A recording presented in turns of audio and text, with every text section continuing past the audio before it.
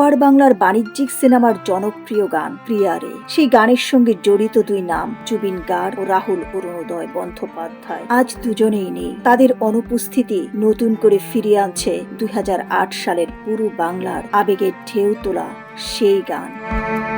29 March দীঘার তারসারি সৈকতে shooting করতে গিয়ে সমুদ্রে তলিয়ে যান রাহুল। জানা গেছে একটি ধারাবাহিকের শুটিং এর কাজে সেখানে গিয়েছিলেন রাহুল। এর আগে 2025 সালের 19 সেপ্টেম্বর সিঙ্গাপুরে সাঁতার কাটতে গিয়ে ডুবে যান গানটির গায়ক জুবিন গার্গ।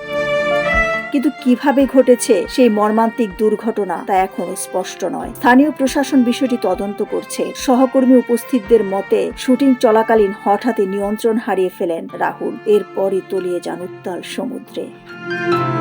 রাহুল অরুণোদয় বন্দ্যোপাধ্যায় বাংলা সিনেমার এক পরিচিত মুখ, যিনি চিরদিনই তুমি যে আমার ছবির মাধ্যমে দর্শকদের হৃদয়ে জায়গা করে নিয়েছিলেন। তার সহজ সরল অভিনয়, চোখের ভাষা আর স্বাভাবিক উপস্থিতি তাকে আলাদা করে চিনিয়েছে দর্শকের কাছে।